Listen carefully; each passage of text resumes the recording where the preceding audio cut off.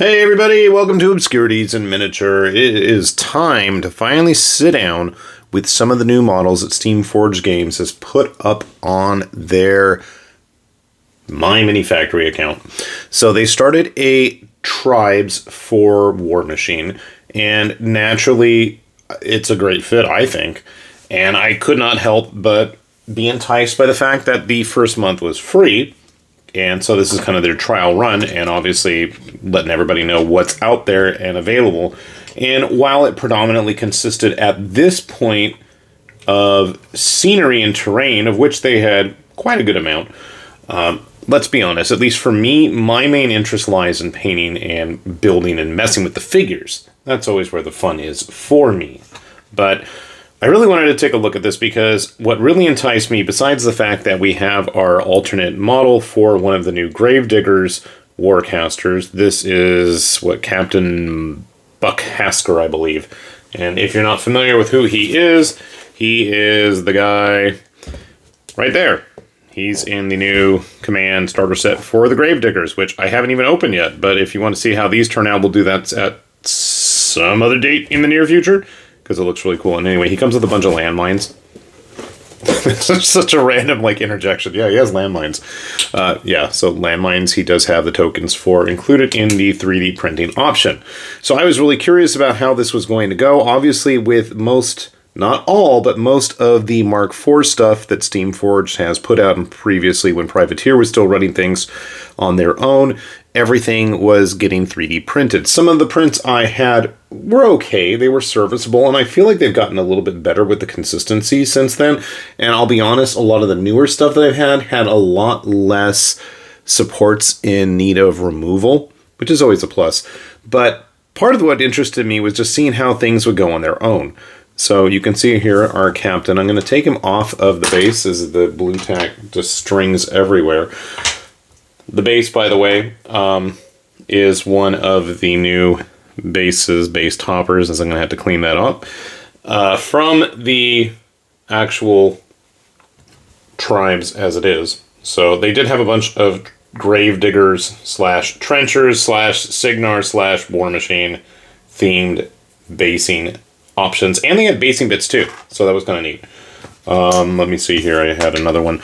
So I was trying to find the perfect balance of base, because unfortunately our captain here has his foot up and propped on something, and I don't exactly know what yet. And I was trying to look at the bases that they had in the examples of the printed versions, and I did not figure that out myself. You can see here there's still a few remaining supports that I somehow missed. I gotta say though, when removing him from the supports in the first place, it was super duper smooth. Really, really easy to do. That's always a plus, right? And I'll tell you my concerns when you have characters with very thin weapons in their hands like that, when removing them from the supports, I always get a little nervous. But as you can see, I didn't break anything, so that's always a plus. Funny enough, he sits fantastically on his actual landmines, but that just doesn't seem like the wisest of basing choices.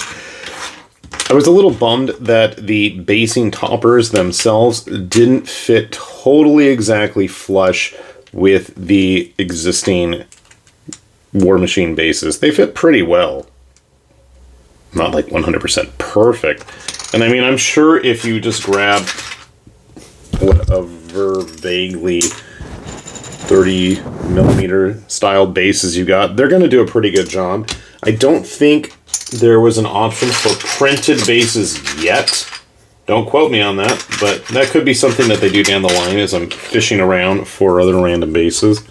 Like a conquest base. Actually, that works pretty well.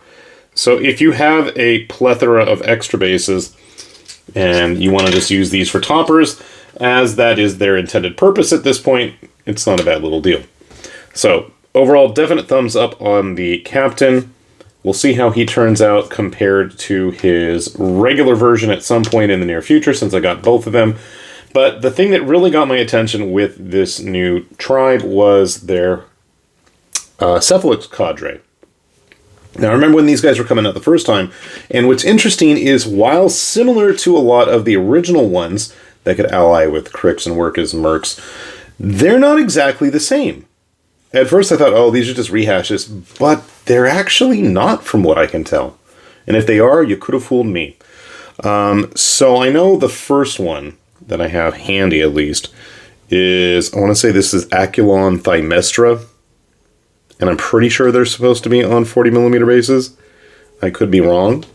But again, the ease of removal from the supports was just top-notch. Are there some spots that I probably could have done a better job on? You bet. Bearing in mind also that none of the claws were actually attached to the body. Of course, I think with the original model releases, none of them were either, so that shouldn't be an issue.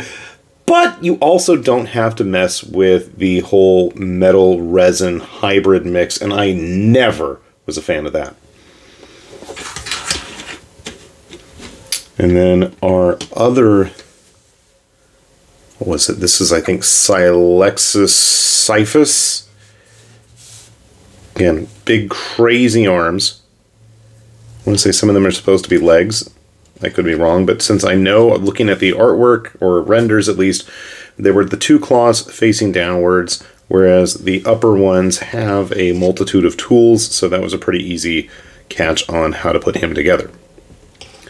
I mean, I gotta give them credit also for as gangly and multi-directional everything on these two are. They're pretty sturdy. I've just got a tiny bit of blue tack underneath each of them. They've been pretty stable with me flipping them all over the table here, moving things around. So I'm quite happy in that regard. And yeah, they do really remind me of some of the original releases. Yeah.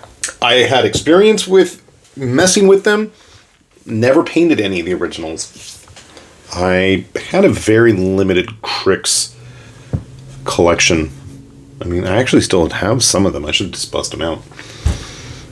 But let me see. I do have at least my Iron Lich, my Mark IV Iron Lich. If you guys are curious how big these are, I'm using one of the plastic cadres from the starter, as well as one of the resin 3D printed cadre models that I picked up when the game came into Steamforge's fold. So you can see they're a good size. I mean, they are, I think, originally human. So they do have, obviously, the big floaty bits adding to them. Overall, no issues there. But the ones that really got my attention were the Criterions. And the Criterions were like the big souped-up drudges. The drudges being, obviously, the grunty... Ooh, you're falling over. I am somewhat confident that these are supposed to be on 40mm bases, but I'm not 100% sure. I forgot to double-check the app prior to filming these, but that's okay. Again, details, pretty spot on. I don't have the best printer. I don't do the best print jobs, but if I can get that off pretty solid, that's a good sign. So for those of you who have far more patience to fiddle with all of those settings, I think you're going to be quite pleased with the results. Again, you can see there's not a ton of major sprue damage, support damage there. Everything came off really nice and easy. And thankfully we don't have 3 of the same sculpt anymore. And I mean, they're just kind of visually interesting. I'm sure those of you who are playing various other tabletop games could find a use for some really grim, dark, messed up, close combatant monstrosities. And they really are monstrosities, because again, when compared to a human model from Warmachine, you can see they are quite large. If for some reason you wanted to use them as husks or some other 40k grim darkian proxy of some sort, still think they'd be pretty cool models in that regard. Finally, moving on to the actual Warcaster. I believe this is what, Exulon Kythus. Again, I thought that this was one that we'd already seen. I knew we had a large-headed kind of spider-like Sephilix model back when they first started really rolling them out, when they came out with like the war beasts and stuff in the original iteration. But no, that one had like a shriveled up mummified body hanging off of the big bulgy abdomen thorax thingy. Missed a couple of supports on the back of her there. And you can see here, I did not attach any of her limbs yet, just to give you guys kind of an idea, and also because I couldn't remember which ones go where. The limbs themselves were pretty easy to handle. That's always a plus.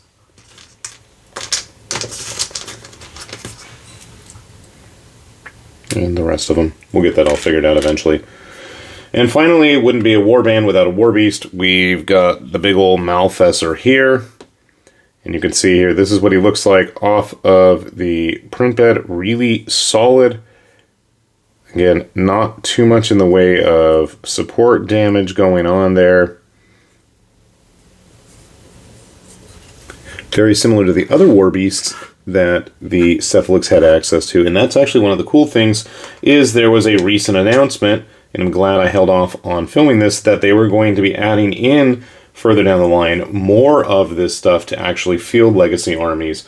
Legacy armies being the stuff from previous editions of Warmachine. And honestly, considering how hard some of those things are to find now, not only that, but the fact that we also really don't have access to it. I know there were shenanigans involved towards the end of the game's life where a lot of that just kind of disappeared. So the fact that we might have access to resculpted stuff, new stuff, and the rules are already out there. So that makes it even better, you know? One of the things about the Malfesser is he's got like the little evil Cephalyx that sits on top of him like so. I do wish that he was a little bit more like plugged in, but the fact that, you know, you can just kind of scour that up and get that attached should not be too much of an issue. I also want to say with the other warbeasts coming, we're going to have access to all the other weapons, but you can see he's got his net launcher as well as his flail. The flails were fun. I think those were the suppressors that had those, but we also found out that we're going to be seeing more Warcasters and stuff for the various factions and alternate sculpts. And you best believe I'm going to sit here and toot my own horn for the hopes that we see some of the Skorne come back in updated sculpts. Damn it, I want Tyrant Xerxes looking like he should. Just a big monstrosity of a Skorne like he was on the covers of the books and in the lore, because he was my favorite. He just, you know, I'm one of those dudes that play in all the Dynasty Warrior, you know, Sangoku Shimuso games. It was always Taishisi with his two big mace baseball bat club things going to town on people. Was absolutely one of my favorites. Always if I was playing WoW, he was the first one I always chose. If he was an option, that is. But I gotta say, I'm looking forward to seeing what else is coming. And as I mentioned, and haven't even shown, tons of scenery options as well. For those of you who have access or willingness to print scenery, I feel like I don't because I just never get around to it. I'm a super slow painter as it is. So I'm like, at the very least, I love the fact that I've already got access to a complete cadre here. I've got my grunts. I've got my Warcaster. I've got my solo models. I've got my heavy warbeast that obviously needs to be put together. But looking at everything like this on the table as it is just gives me some, you know, warm nostalgic flashbacks to having people play at the local game stores where it was like bits and pieces semi-glued and put together onto the bases when they would play.